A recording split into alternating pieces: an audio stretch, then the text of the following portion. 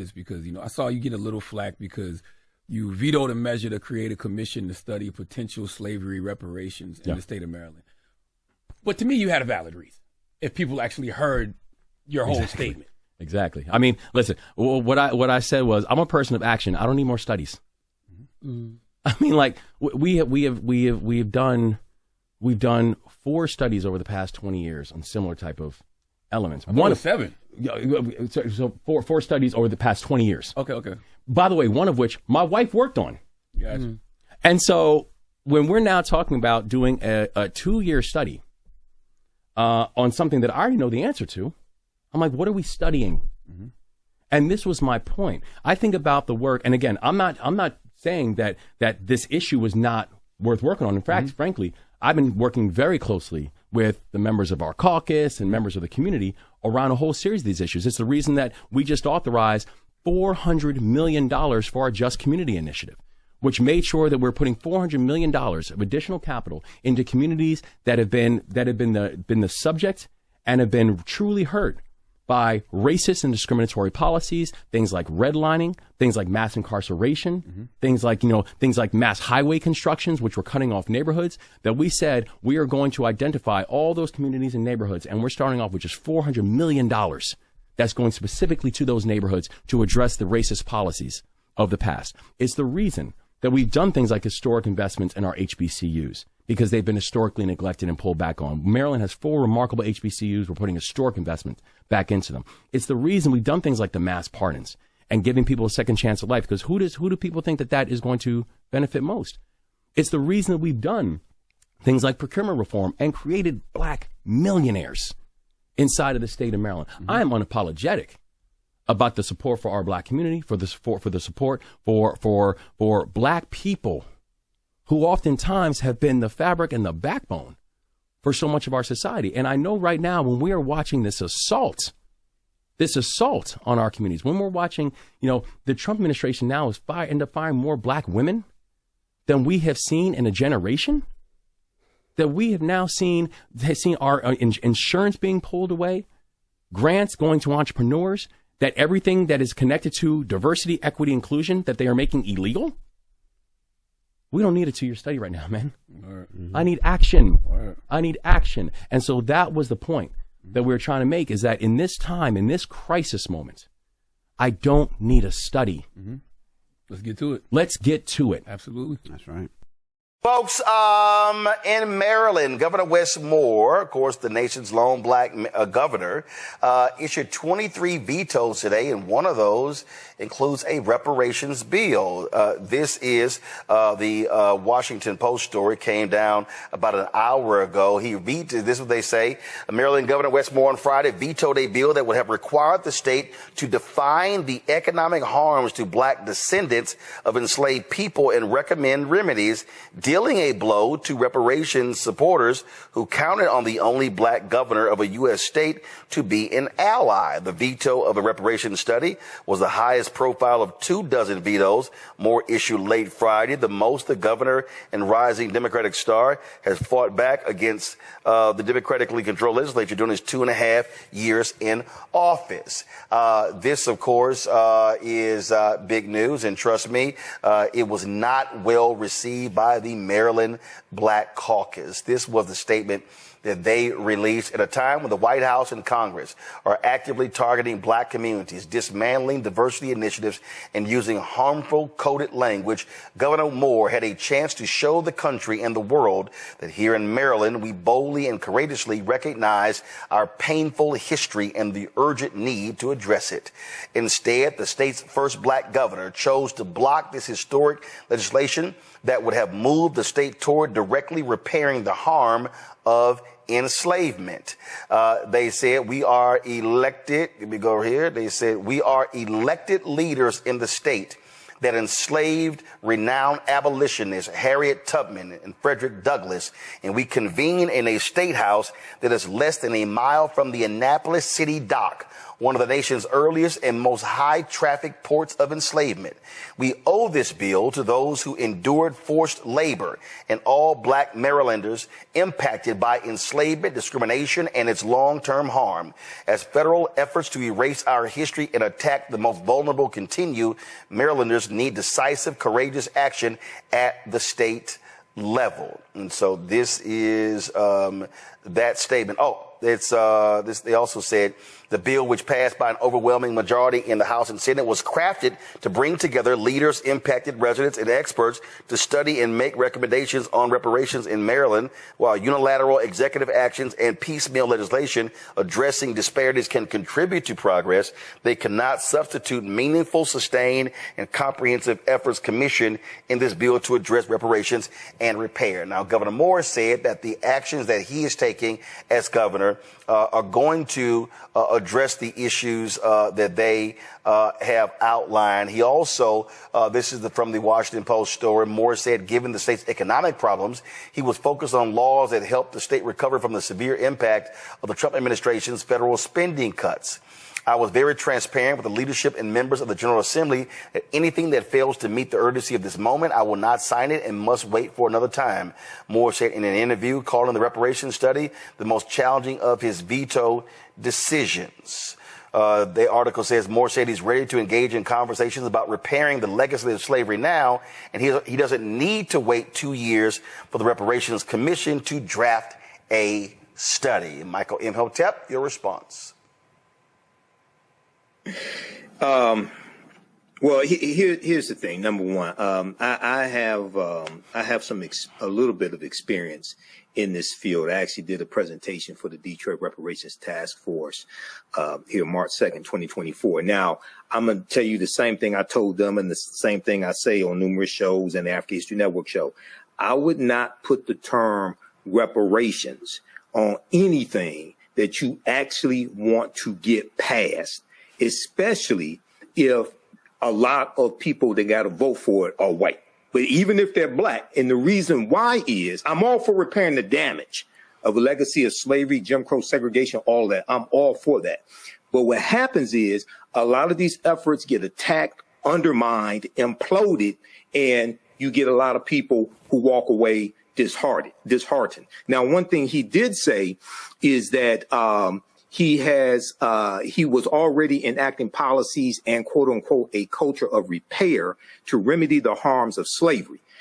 This is from the Washington Post article that you're reading from as well.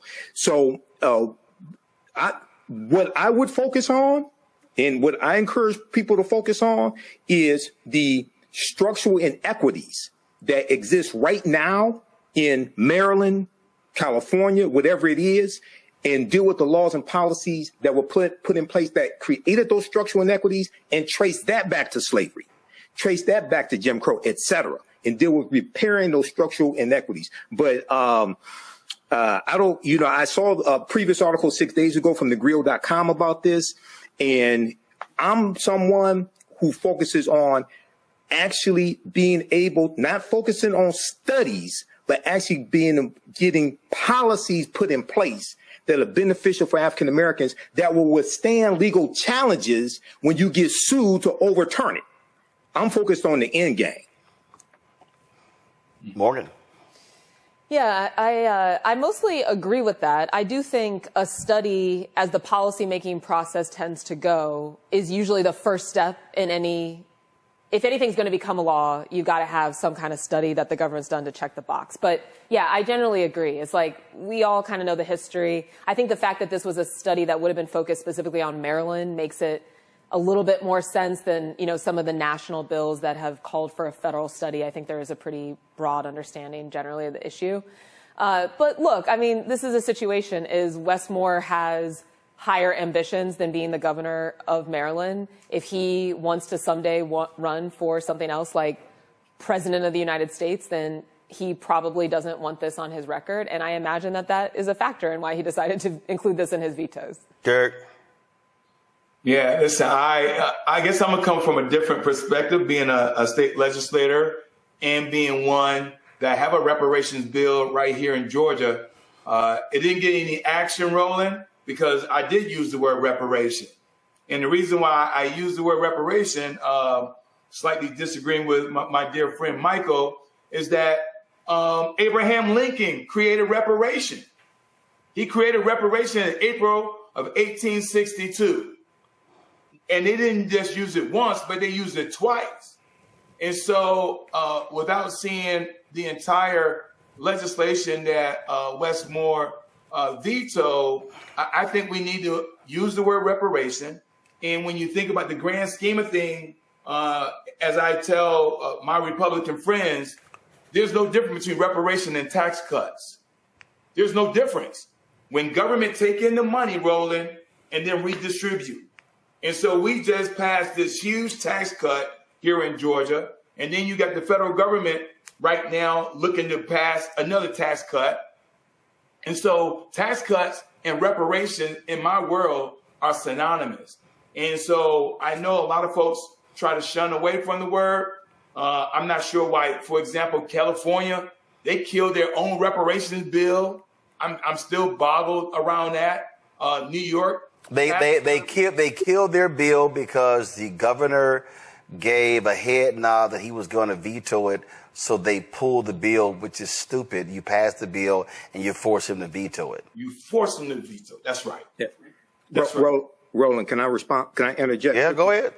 My dear friend Derek, I won't hold it against you, but you talked about Abraham Lincoln. So you're talking about the Compensated Emancipation Act of April 16th, 1862, which passed Congress and it abolished slavery in Washington, D.C. That was spearheaded by a man who became Senator Henry L. Wilson, if I remember correctly.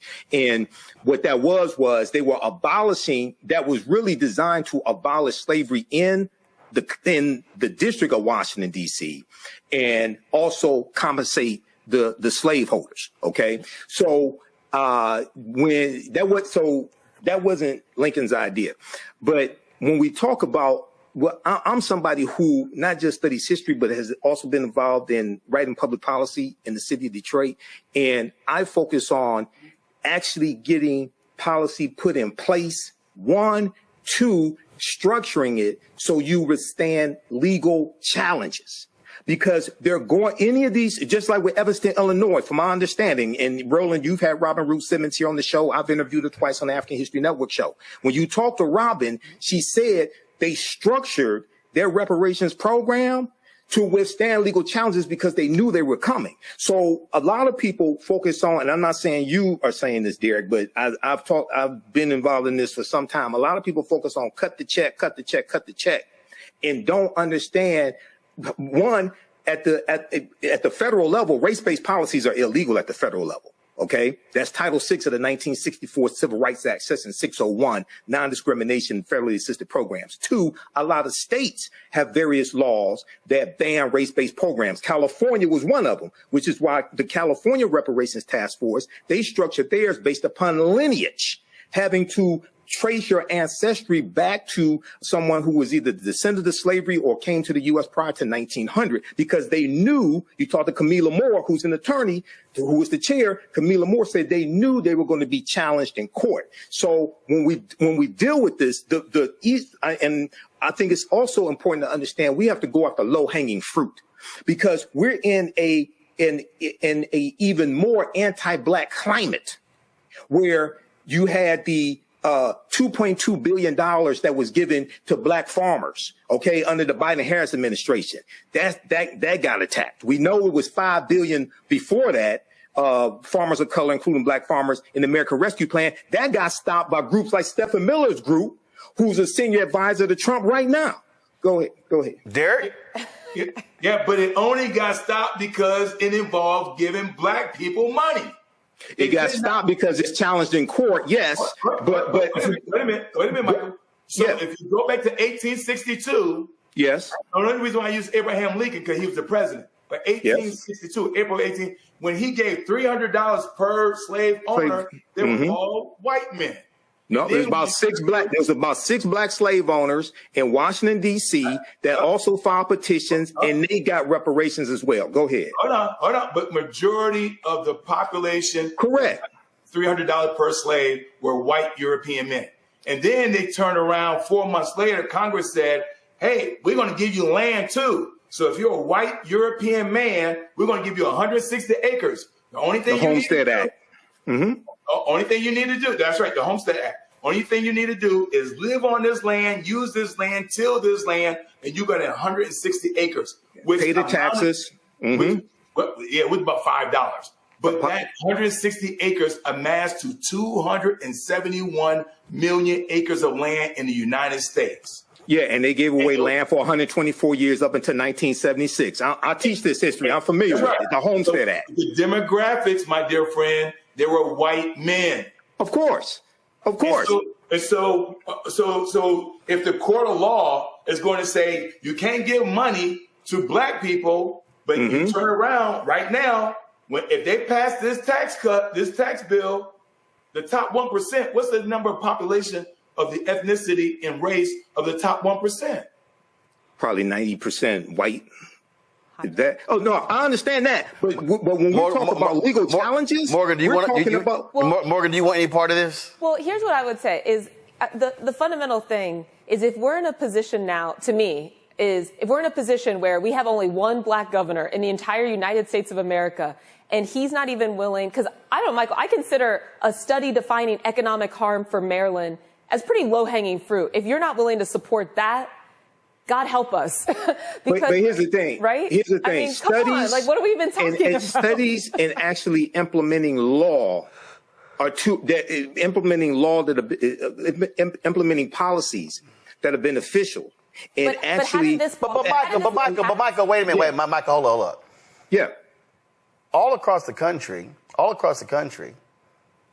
cities, counties, school boards, they've done disparity studies. Yes, harm reports, things like that. First, to show from when it comes to contracts, and then created a program based upon the study. So to Morgan's point, what's the big deal with a study going forward, but as the governor, you still do the things you say you're doing? Why can't two things happen at one time? Well, as I said, I'm all for repairing the damage of a legacy of slavery, Jim Crow segregation, things like this. What I would do is focus on, if you want to study something, I would focus on studying the present day structural inequities, study the laws and policies that created those structural inequities, that created the harm, and trace that back to slavery. I personally, and I've said this repeatedly over and over again, I would not put the term reparations on anything that you actually want to get past. When you are a minority population, when you're dealing with an anti-black society, no, we got to, Roland, you're smarter than me. Why do most slaves that run away at nighttime and not in the daytime? That's true. Why do most slaves run away at nighttime and not in the daytime? Because they knew they had a better chance of staying gone if they ran away at night. I'm saying we got to learn how to run away at nighttime. Okay? Hell no, don't put. And the other thing that we have to learn how to do is show how the policies that disproportionately positively benefit black people are good for everybody. That reduces opposition. Didn't say it eliminates opposition, but it reduces opposition. Too many of our people get caught on the reparations treadmill and keep running around generation year after year after year doing the same damn thing. No, we haven't figured this out. I'm all for repairing the damage. Focus on present day structural inequities. Focus on housing disparities. Focus on educational disparities. Got it. Like this. When you do your study, I got it. Because I read some of those harm studies. I got Trace that back to the policies that go and trace that back to slavery. Final comment from Derek. Final comment from Morgan. Then I'm going to a break. Roland, Adam Clayton Powell, Thurgood Marshall, Dr. King, and all the others who were part of the civil rights movement, they didn't create something else. They used the Constitution. They used the language from the Constitution. They didn't create a new word. They didn't deviate. They said the Constitution. And so all I'm saying, if we're going to go back to the past and look at the ills of this country, then we just say Abraham Lincoln and everybody else in 1862 used a form, and it's called reparation. Morgan. And I'll just make a very practical point that if at some point, and this kind of builds off of what you're saying, Michael, is the goal, you're trying to actually, based on law, make a case for why there should be economic return, then you need some information about what that harm has looked like. That can be a big effort if you're just an individual citizen. Even if you find a lawyer who's willing to represent you, they're going to have to take on all that risk for themselves. Right. This is shifting that burden to the state that has more resources to gather that information and can be the basis for further legal action. And no, that's it. Okay. That's it. That's all right. I done let this damn thing go as far as I'm going to let it go. I'm going to a damn break. Right. Okay? That's it. Also, you can support the African History Network through PayPal and Cash App. We have the information right on the homepage of my website. If you scroll down, $ the AHN Show through Cash App and through PayPal, paypal.me/the AHN Show. This is our Cash App. Tag $ the AHN Show, SHOW. When you go to it, it'll say Michael and show my picture there.